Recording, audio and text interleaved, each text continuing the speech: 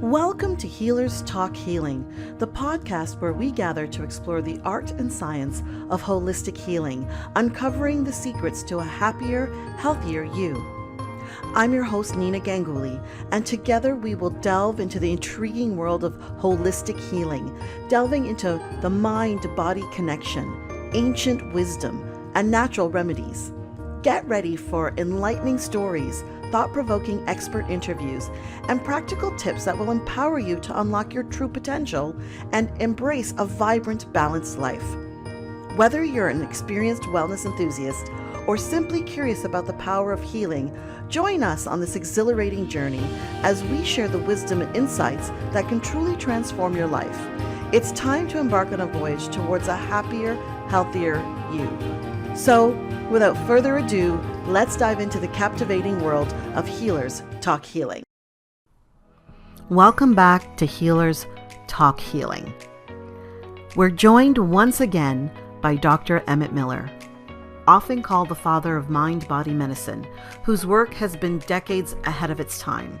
From creating the first guided imagery meditations in the 1970s to helping people understand how the mind can literally reprogram the body. Dr. Miller has spent his life showing us that healing isn't just physical, it's deeply internal.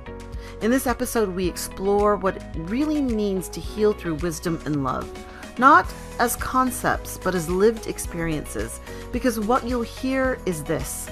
Most of what we feel, most of how we react, isn't actually coming from the present moment. It's coming from patterns, from the subconscious, from stories we didn't even realize we were carrying.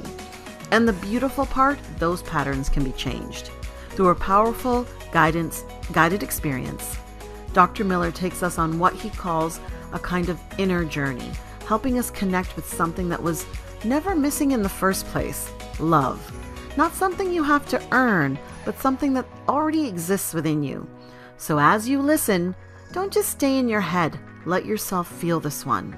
And if it resonates, if you're ready to go deeper into this kind of work and be supported in it, I invite you to join us in our Wellness Seekers membership community.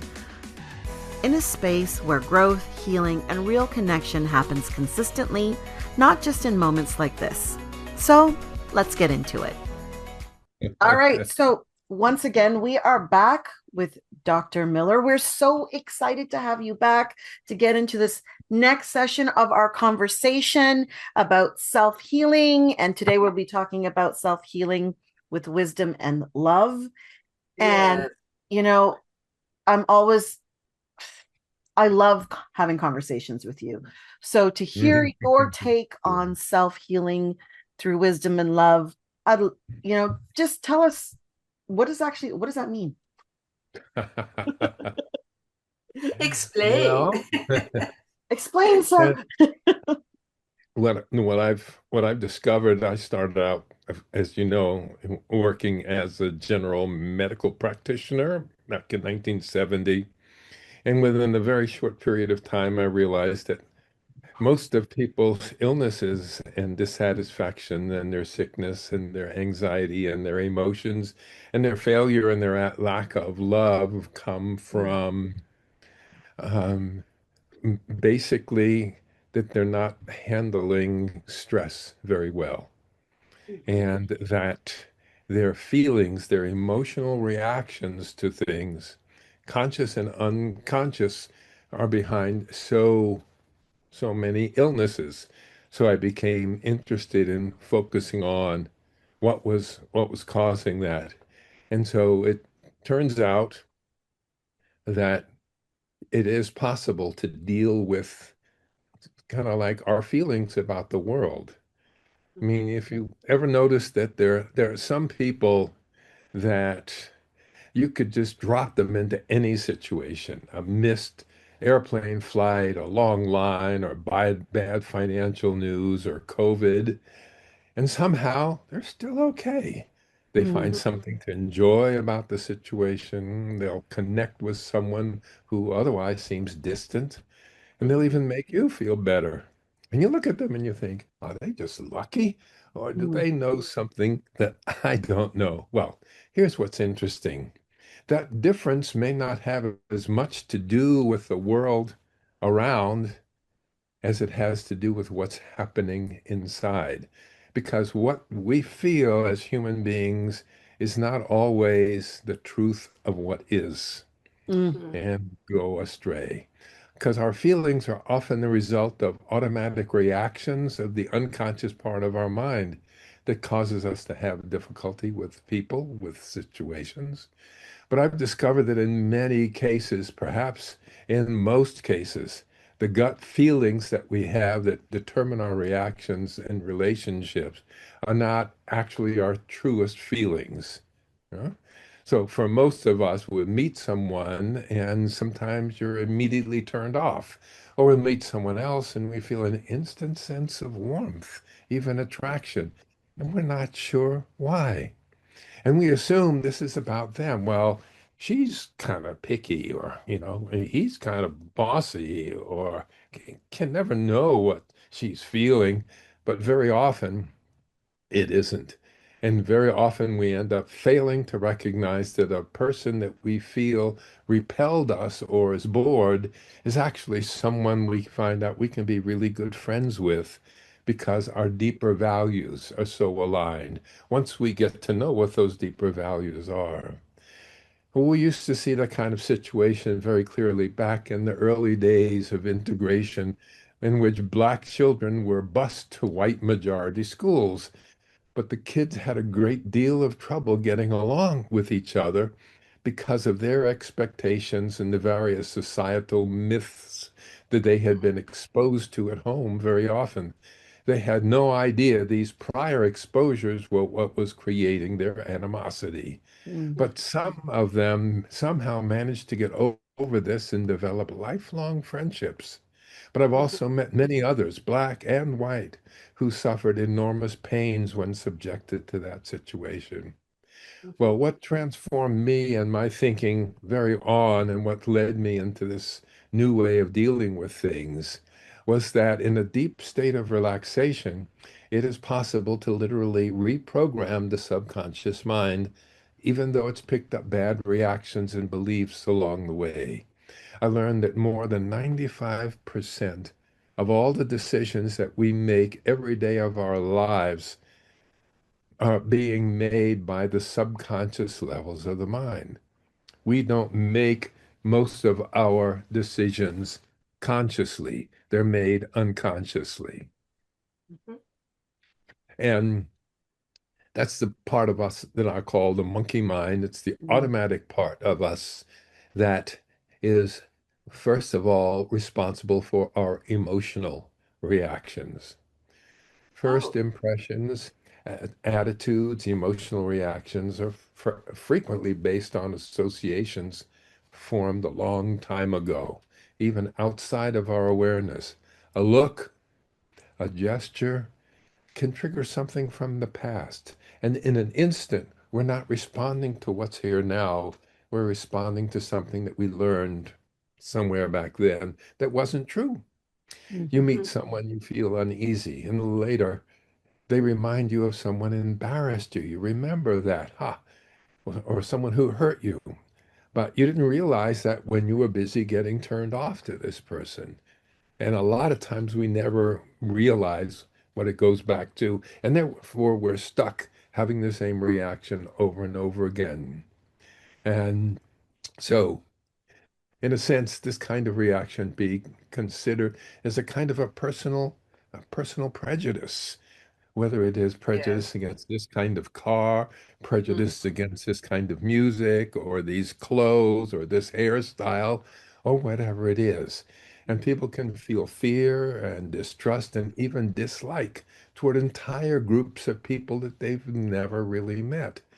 So it's coming not from experience, but from stories and images, attitudes that they've absorbed along the way. And we all have those.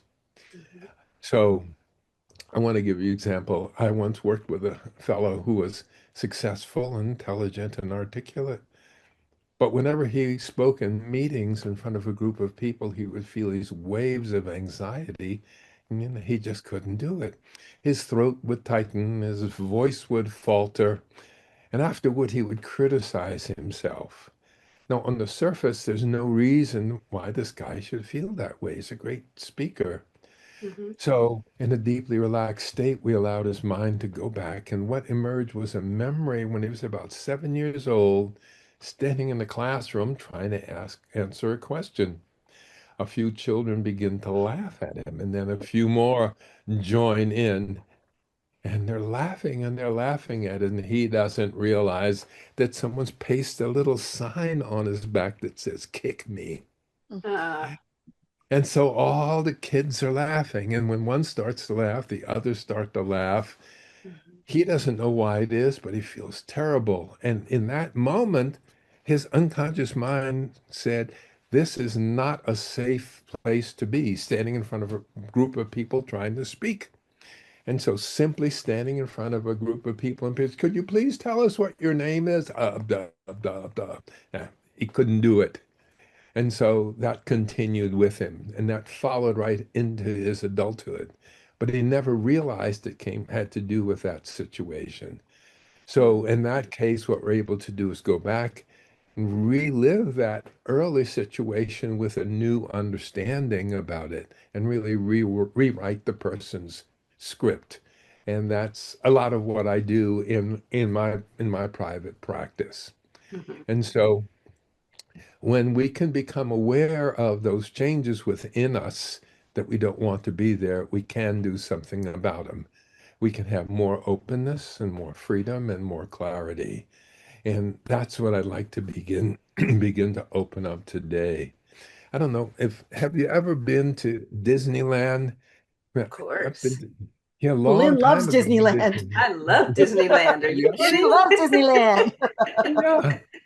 And there was a little train that was inside of a tunnel. Mhm. It's not there anymore, but you would go through the dark and then the train would stop and then Yes. the curtains would open and ta-da, it's Frontierland. It's Yes. really Yes. I cool. remember. And then it would close, and you're riding in this dark space, and the walls of the tunnel are not interesting. Dum da dum da ha ha ha. And then it stops again. It's Adventureland. And you get the groove on that for about 4 or 5 minutes, and then the train takes you away from that. And then there's Yes. Tomorrowland. So it's like that. And I began to think that life is kind of like that.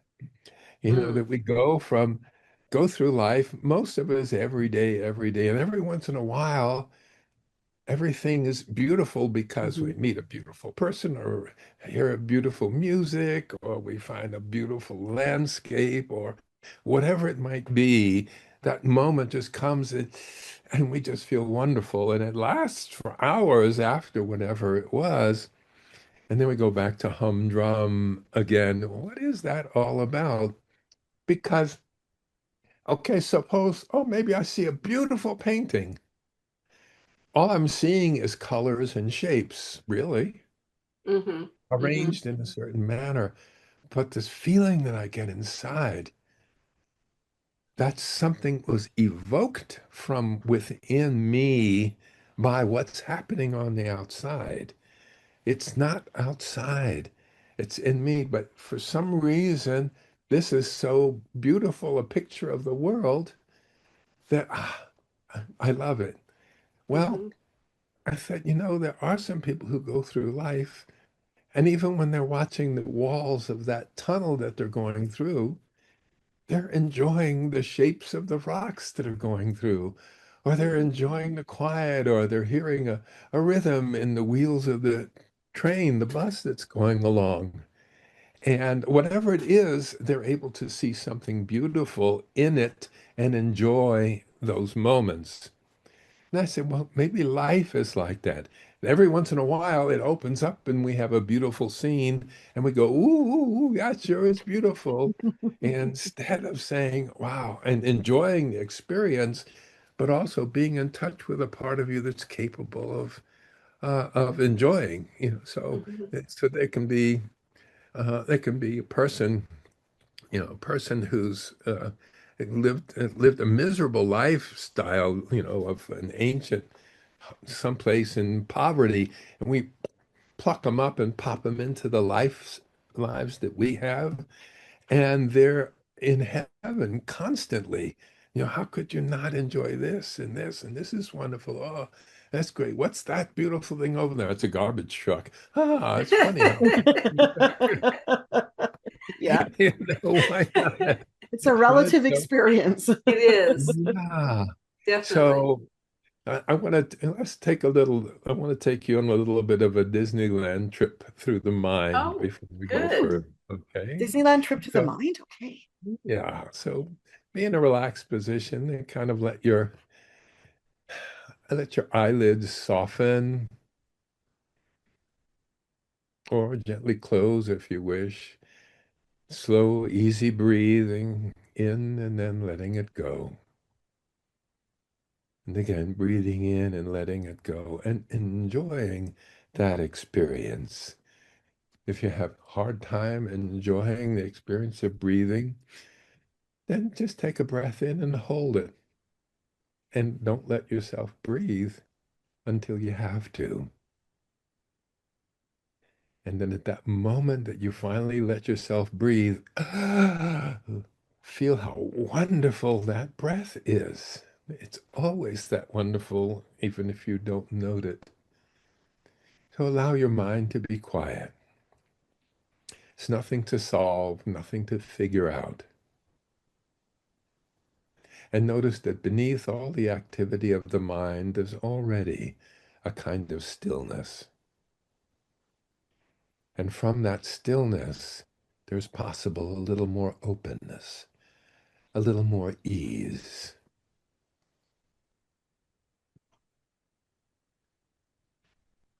And allow yourself to arrive here fully in the moment, into this moment in time. Remembering this moment that you're in right now is the only moment that exists. Every moment in the past is over and can't come again. Every moment of the future has never existed. Be right here in this moment, at this place in the universe. And allow your awareness to go inward toward that quiet center within you. That place that's always there just beneath the surface. Noticing your breath without changing it, just observing as it flows in, the breathing in, and flows out with the breathing out. And with each easy breathing out, allow your body to soften just a little more. Good. As though the muscles are receiving a simple message. You can let go now.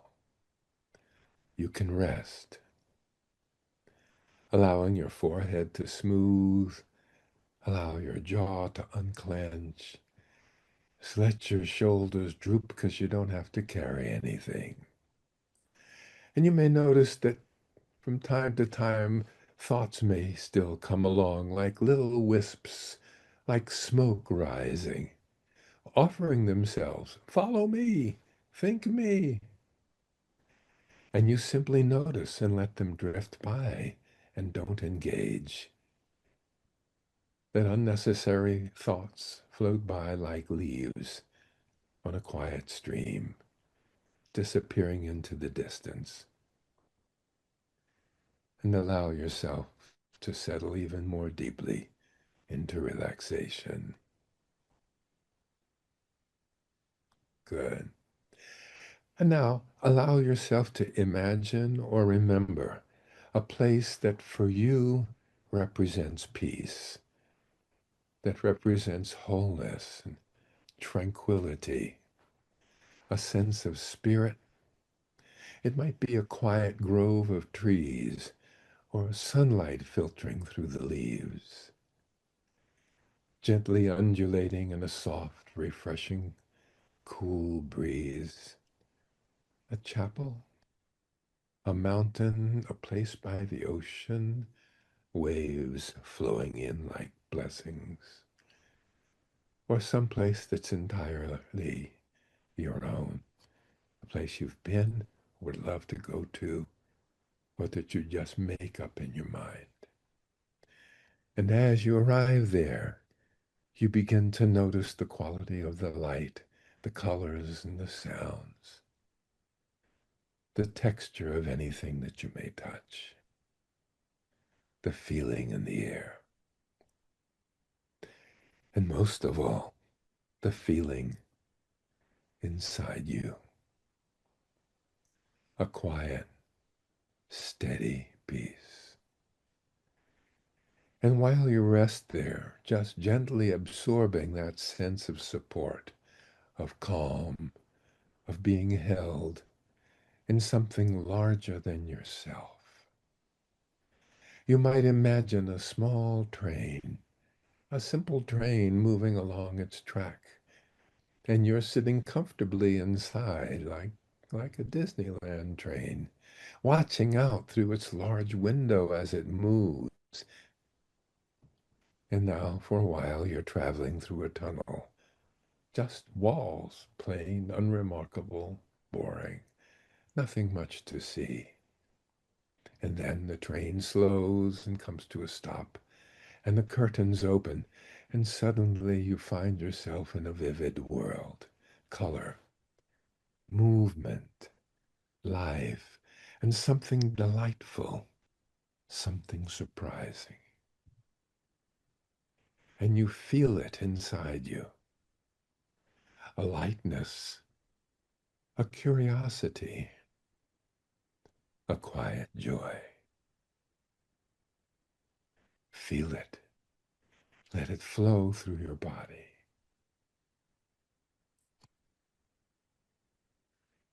And then the curtains close again, and you stay in touch with what you feel as the train moves on back through the tunnel. And as you watch this, you begin to realize that life is often like this. There are moments when everything opens and you see beauty, meaning, connection, and you feel it deeply. And then there are longer stretches between the stops where things seem flat or dull or even difficult. And yet the capacity to feel that joy, that beauty, that aliveness was never in the scene itself. It was always within you. The scene simply called it forth.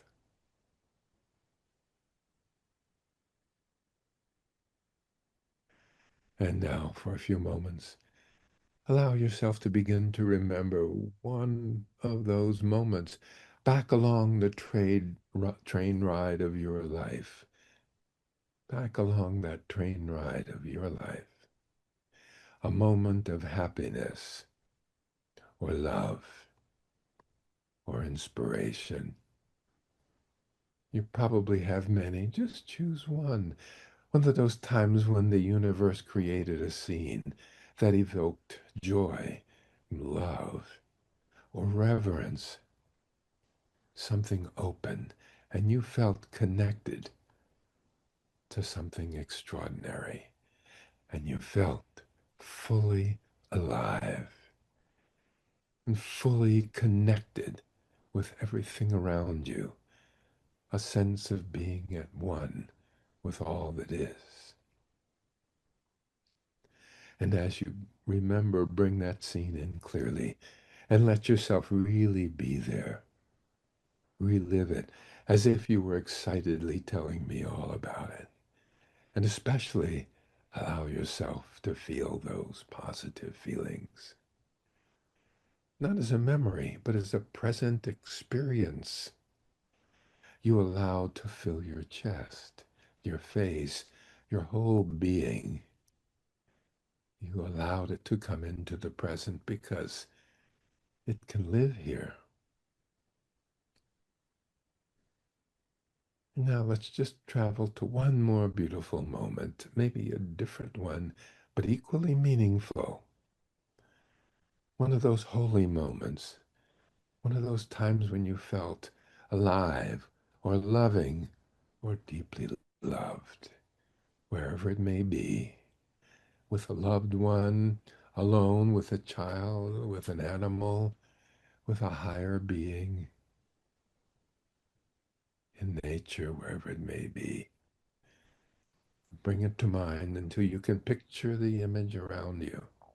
See the colors, the shapes, and the movement. And feel the emotion within you. Feel the passion. And feel the gratitude that you feel for so many gifts. And as these feelings arise within, notice how easily your inner world responds.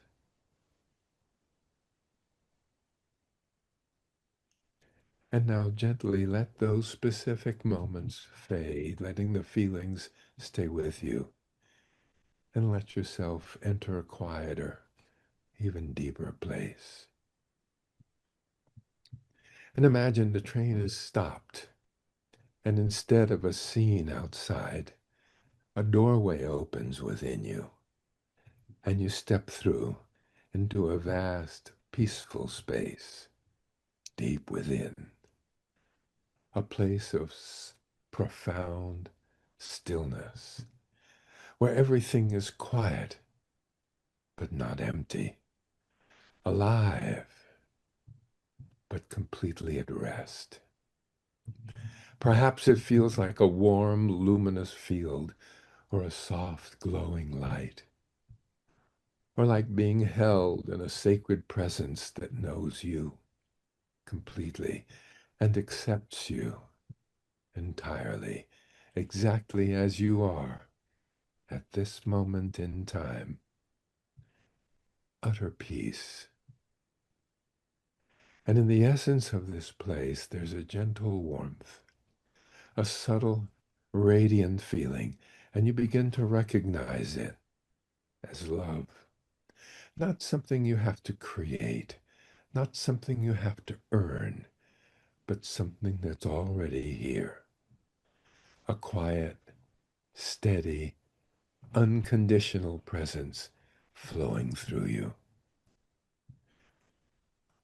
You might feel it first in your heart, a soft, warm spreading gently, lovingly, with each breath into your chest, your shoulders, your arms, flowing down into your hands, your fingertips.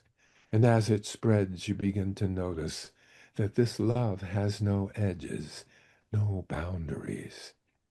It doesn't stop at your skin. It continues flowing outward, and you find yourself recalling a time when you were with someone that you loved deeply, that loved you deeply, whether or not they're present at this moment, whether it was for many years or only for 5 minutes. At this moment, feel it. Feel yourself with this person, this pet, or whoever brings you the deepest feelings of love and trust, safety, openness, and shared vulnerability. A complete oneness.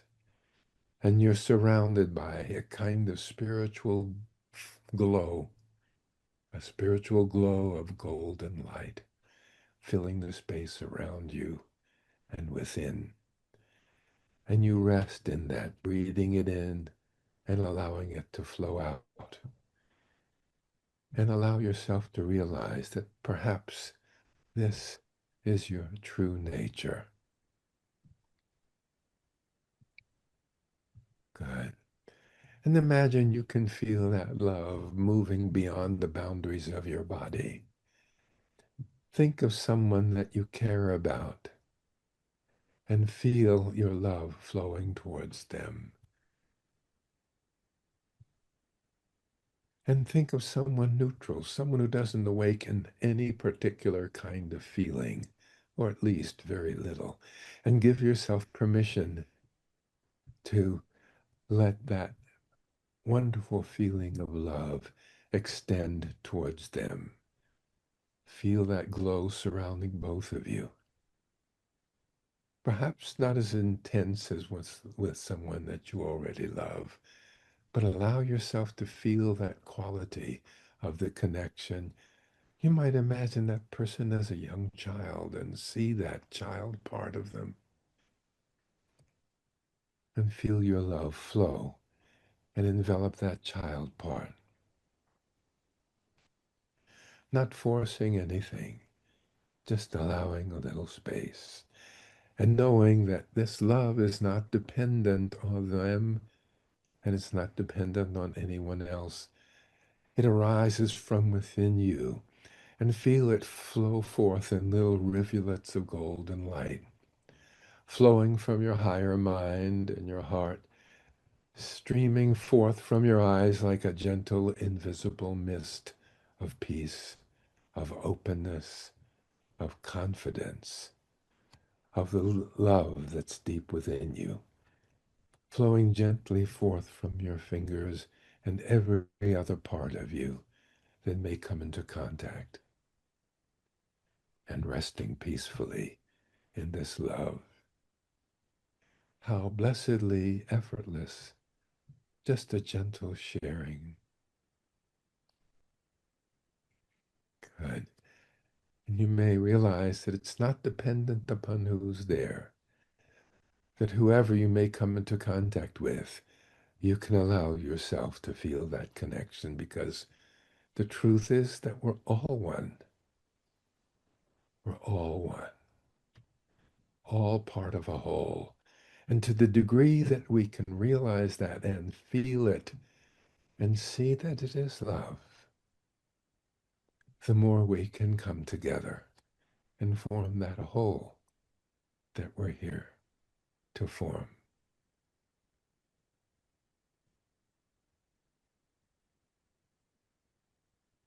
And now let yourself go back to that special place of yours that's beautiful and makes it easy for you to feel beauty and love. And allow yourself to speak out loud in the silence of your mind and say, I accept myself exactly as I am at this moment in time. I accept the world exactly as it is at this moment in time. And aware of the wonderful things you have received and continue to feel and receive in your life, repeating yourself with yourself, repeating within. I feel deeply grateful for all that I have received. There's a deep reservoir of love in the depths of my being. I relax my monkey mind so I can hear that still small voice of spirit that is always there. I allow myself to feel love throughout every organ in my body. I feel the love as it radiates from my body. I feel love flowing out through my arms and hands, flowing into whoever or whatever I touch. I speak gently and with appreciation towards others. I deeply love myself and my Creator. I love the inspiration that comes when I trust myself.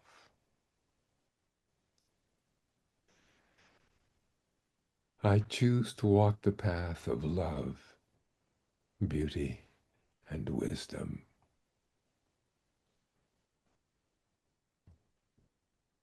Good.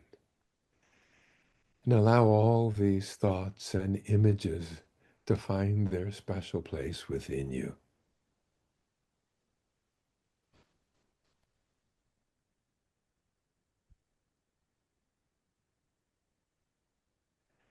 And allow yourself gently to begin to return with all you're in touch with an awareness of that golden flow of love spreading from your body through the space around you, coming all the way back to being wide awake, as though you've just had a wonderful dream, coming all the way back, feeling a sense of stillness and completeness, knowing that you can always touch these places within, bring them into your present moment, and keep love with you. And then when you're ready, coming up as I count to 10, 1, aware of your body, 2, bringing energy and movement into your muscles, 3, breathing a little more deeply, 4, feeling centered and refreshed, 5, carrying the warmth with you, 6, 7, aware of the space around you, 8, grounded and present, 9, and 10, allowing your eyelids to open when they're ready. And notice how comfortable you feel. And allow there to be comfort in each thing that you see, and feel the love as it flows out and surrounds. Good. Fully wide awake. Good. And That was notice how comfortable you feel. that was fabulous. Good. Fabulous. That was excellent. Yeah. And the places that I went through, the Disneyland, the internal Disneyland ride, Uh-huh. was wonderful. And it brought up things that I had not really remembered or thought about in a Mhm. very, very long time. And connecting with those, in some cases, places, and other places, in other areas, people, Uh-huh. and just how marvelous that really is. Also, one thing that really resonated with me during this experience and loving yourself and having the Mhm. wisdom is the whole aspect of acceptance. Yes. Accepting yourself, accepting the world, Yes. accepting the circumstances that are in front of us, whatever that might be. Being in, I'm going to call it neutral acceptance, Yes. takes all of that stress and the anxiety and the have tos and need tos and chasing the rabbit, so to speak, to Mhm. try to get ahead or whatever the case may be.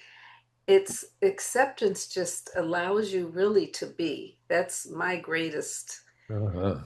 takeaway from that. Yeah. And just sharing a little bit more, when you were talking about love and experiencing that and seeing someone or being connected with something, what came up were my daughters at their birth.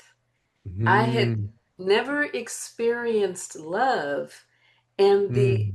highest, most divine way Mhm. ever until I saw them each when they were born. Yes. And they both came early. One I say looked like an alien because she was very early.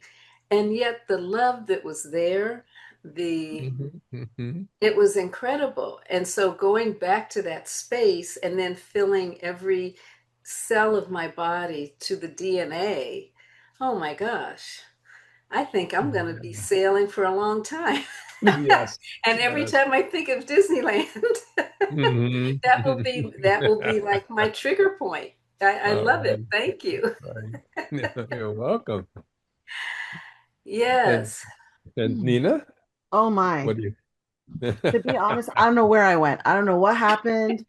I heard your voice. Your voice was saying things, and I was like, okay, try this. Okay, listen. And then I would blank out. Yes, good. So that's actually what happened. And to be honest and fair, every time I've meditated with you, when I come back, Mhm. I'm just so I'm relaxed, but at the same time, I've shared this with Lynn too, super nauseous. Mhm. Mm, Mhm. Ah, interesting. yeah. We'll have to work on that one day. I believe it's a little bit of energy that's clearing out. Whatever Mhm. that energy is that Yeah. sits there, it's you're still not quite ready to fully let it go. Hmm. I'm so But you want resistant. to. There is a part of me that's like, listen, resistance, persistence. Can you just go? Just go. Uh-huh. That's a conscious mind ready and willing. And the subconscious, I guess, is like, no, no, just a little bit more. Just like Yeah. we just go hang on to a little bit more. Yes, yes. I would say the belief in safety, Mm, there's still a little bit more to go into that, Mhm. you know, because and we all have so many different experiences, right? hmm And Mhm. I find depending on what your experiences have been since birth up to where we are now, how you have experienced the world, the way you believe the world has treated you, and Mhm. varying circumstances has a lot to do with the ability to feel 100% safe. Because Yeah. also feeling and experiencing safety can allow the love, the self-love, Mhm. and the vulnerability, really. Mhm. Vulnerability is something I know we experience, and it's something I think is important to practice because as I once learned, the only way out is to go deeper in.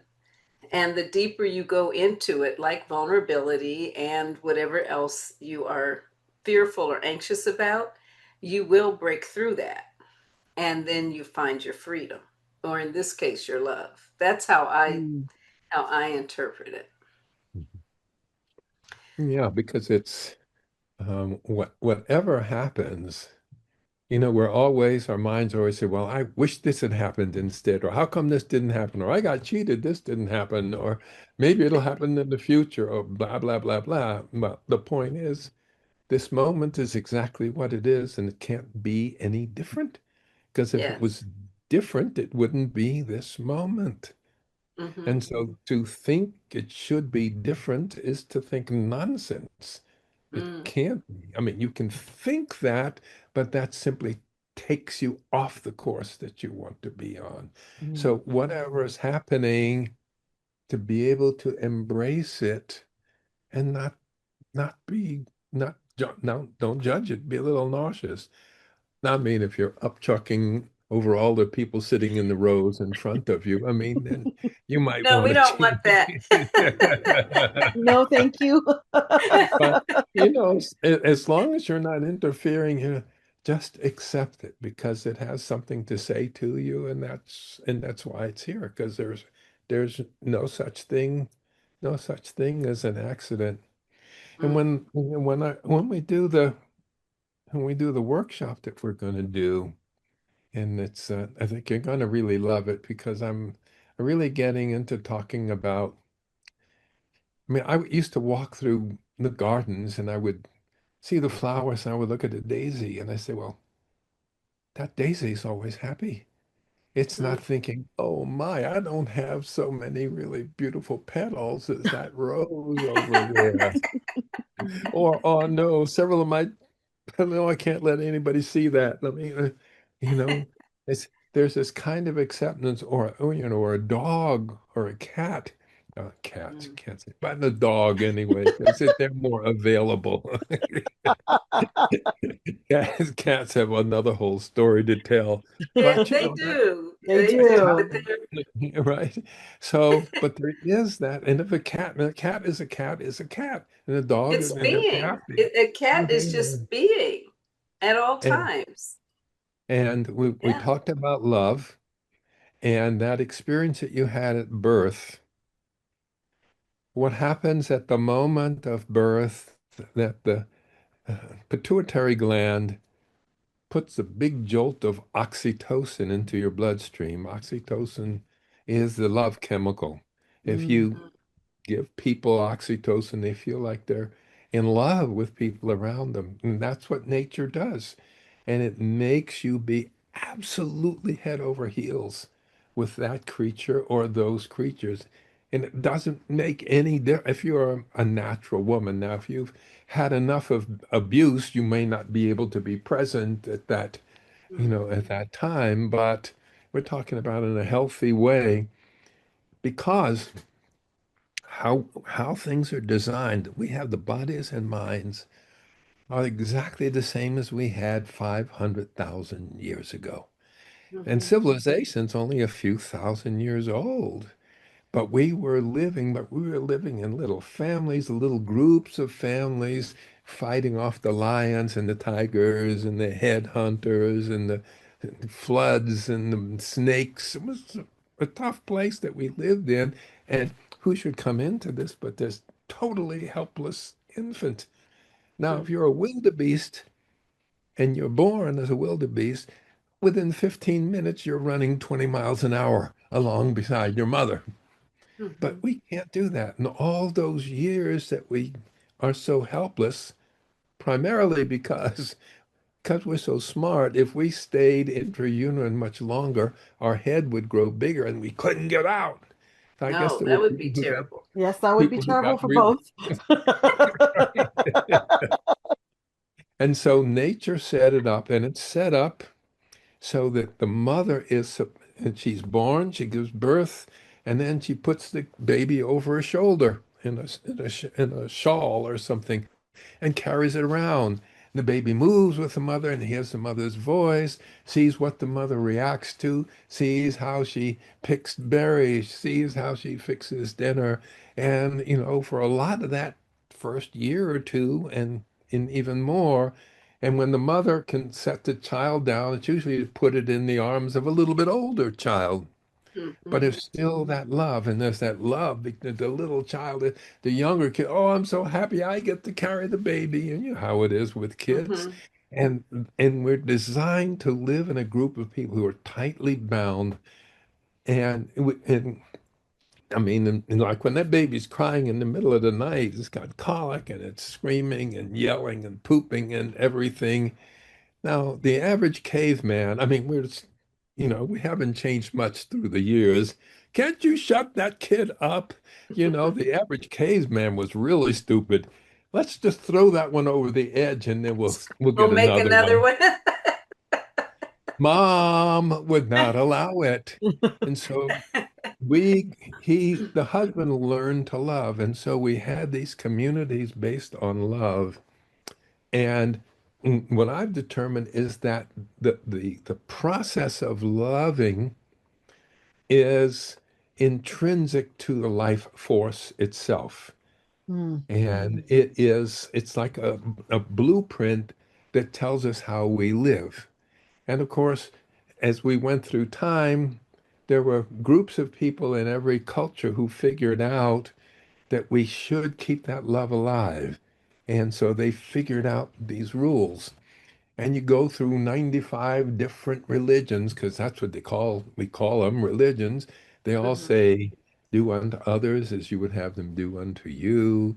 Don't steal, don't covet, don't kill. I mean, means be one and love that greater spirit that brought us all here. And so we lived in love very early on. That's what kept us together. And if you go to very primitive cultures, I've spent a lot of time throughout the world, those primitive cultures are loving. I mean, go to Mhm. Bali, that's one where it was so rich and easy. A Balinese baby is not allowed to touch the ground until it's a full year old. Not even to touch it. There's not much caring and softness.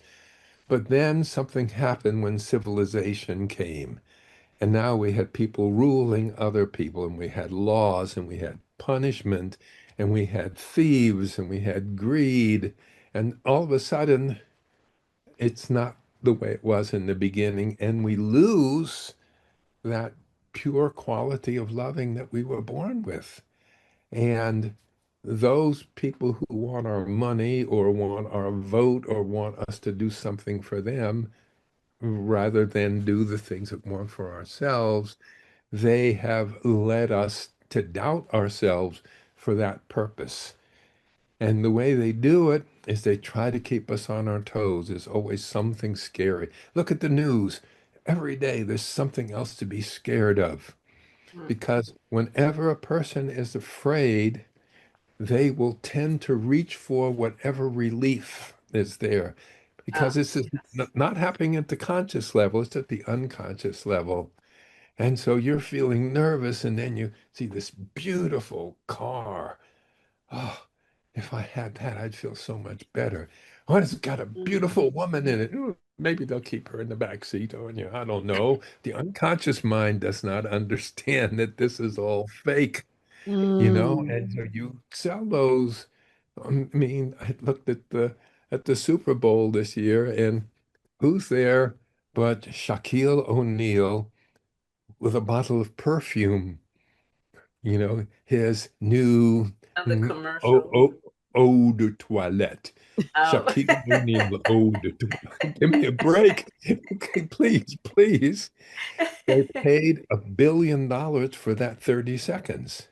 Hmm. And it's not because anybody believes, oh my God, Shaquille O'Neal must be such a wonderful smelling person. I want his perfume, and it's nobody believes anything, but the unconscious mind believes that, you know what, they're going to win back $3 or $4 billion, Mm. $1 million for the million that they put into it, just because, oh, he's greater than I am and he uses that perfume. So if I can get that perfume, I can maybe be as great as he is. Not consciously, because we're not that stupid, but the Hmm. unconscious. It just gives us the urge. So what I'm going to do is take us through exactly how that happens, how it has happened, and why it's put the world into the mess that it is right now. Because it's Very how good. each one of us is manipulated that they've been Hmm. able to create this world. It's working beautifully for them because it's keeping us completely confused. Hmm. What are we going to do next? And we know what we'd like to do next, but it's illegal and immoral and a lot of other things. Yes, and And, then what would happen? I I have a know. quick question. Sure. In speaking about love and how, yes, there's that purity of love, and Hmm. then something takes place outside of us, Yeah. and we start moving into these other mental places, and the subconscious starts taking in what's safe, what's not. But my deeper question is it possible that the love that you were describing from the Hmm. cave person era, Hmm. could it be that on a DNA level, because I Hmm. don't know how to explain it except we have been taught to be out of love, not to Yeah. be in the space of love, but to Yeah. be Right. out of love. And And is that it it's outside of possible that, ourselves. yes, that through time we have adopted and or adapted to a place of being out of love, and we continue to perpetuate it as we continue to have more and more and more children, human beings, teaching them. Hmm. They're learning that the world is doing all of these things that it's doing. Hmm. And what you just brought us back to was a place where, oh yeah, that's the pure love. That's where that is. And Right. it's inside. But so it is possible that we have been, that it's now part of our DNA to be out of love, and then we've been programmed to continue to experience that. I believe that there are some threads that have run through there. I will say it's just like a domesticated animal. It lets you put a collar on its neck and do those things, has been trained to be that way. But yeah, it used to be that we were free. We and our family, we want to travel here, we go there, we do this. And we had that freedom and we were connected to the people around us. And there was, uh, a friend of mine was in Ghana. He was studying their legal system. And while he was there, a teenage kid was caught and he had been stealing things from the different homes and huts of the people who lived around. And they caught him.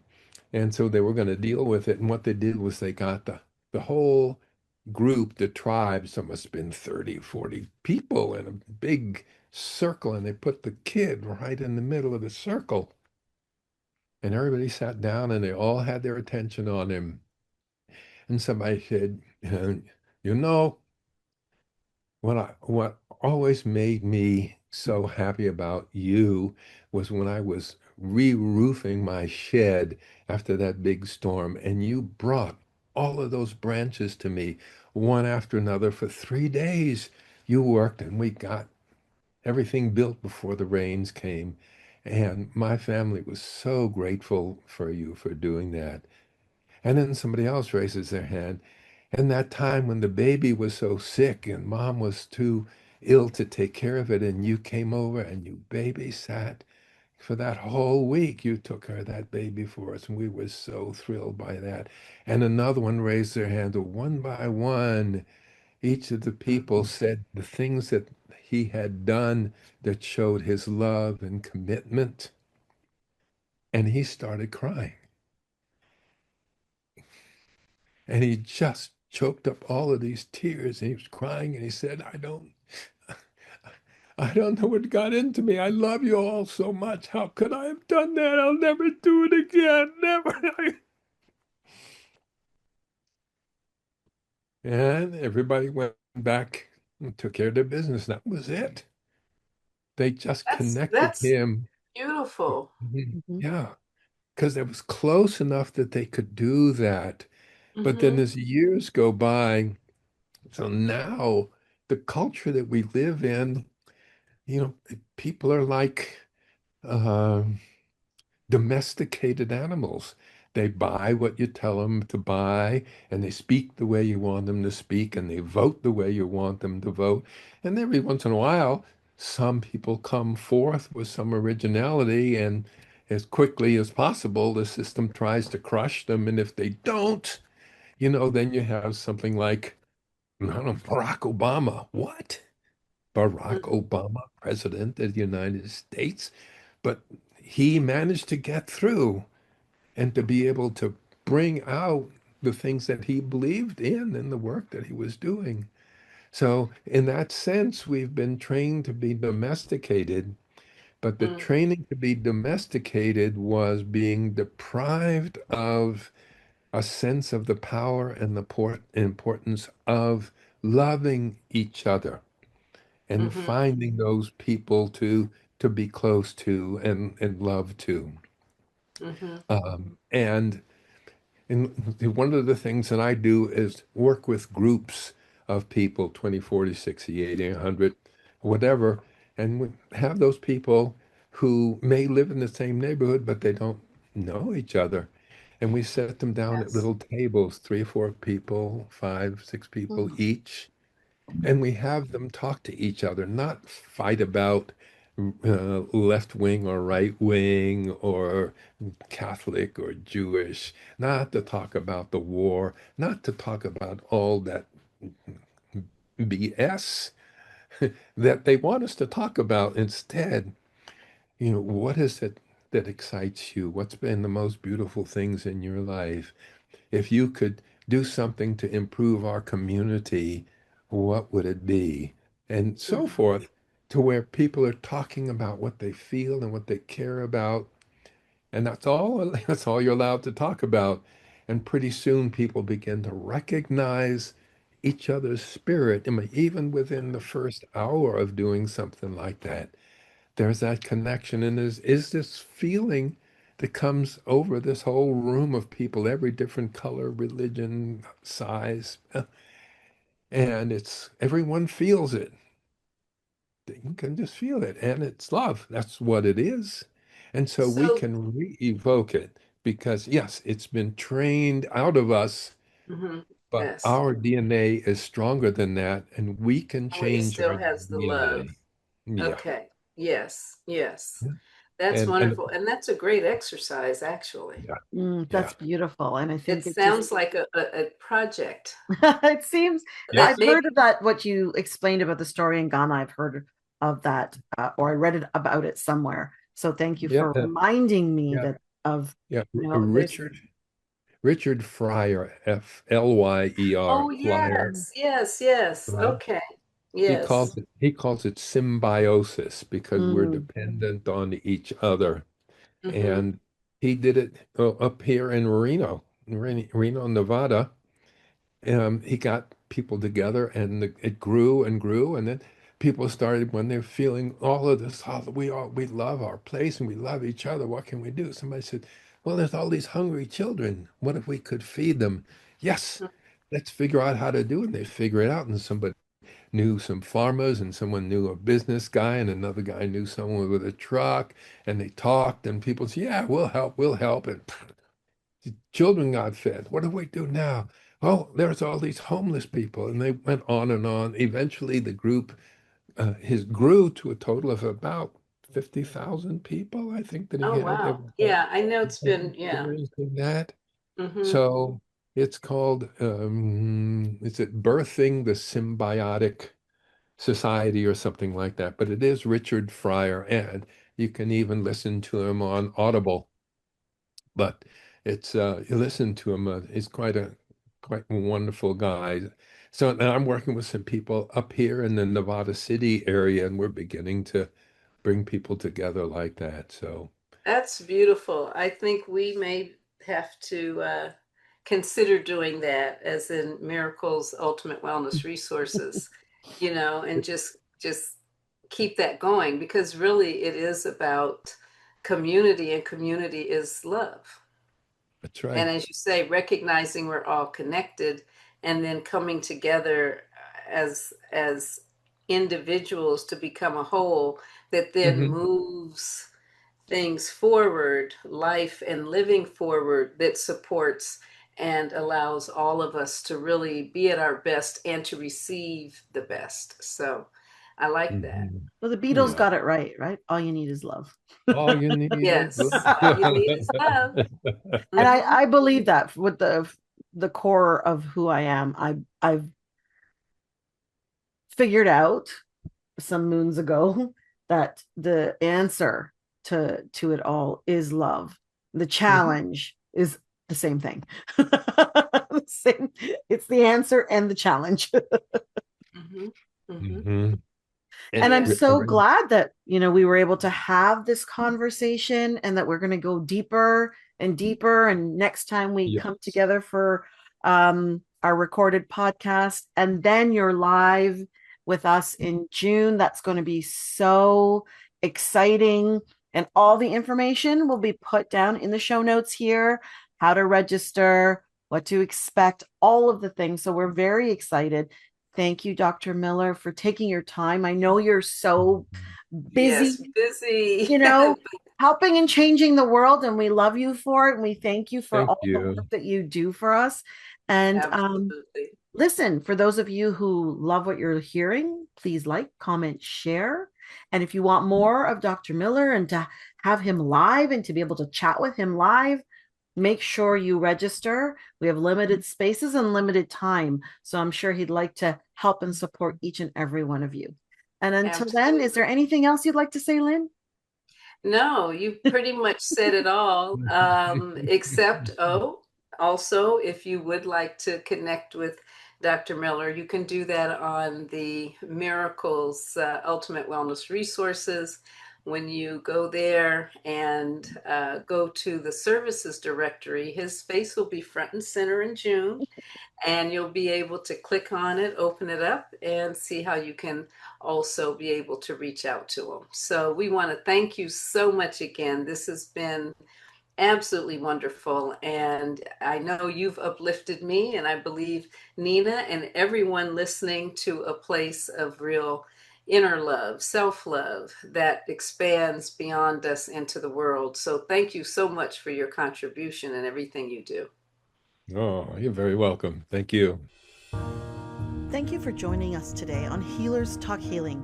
We hope you've been inspired and empowered on your holistic healing journey. If you've enjoyed today's episode and want to continue learning and growing with us, don't forget to subscribe, follow, rate, and review our podcast. Your feedback and support mean the world to us. Remember, healing is a lifelong journey, and you have the power to transform your life in profound ways. Stay curious, keep exploring, and never stop believing in your own capacity for healing.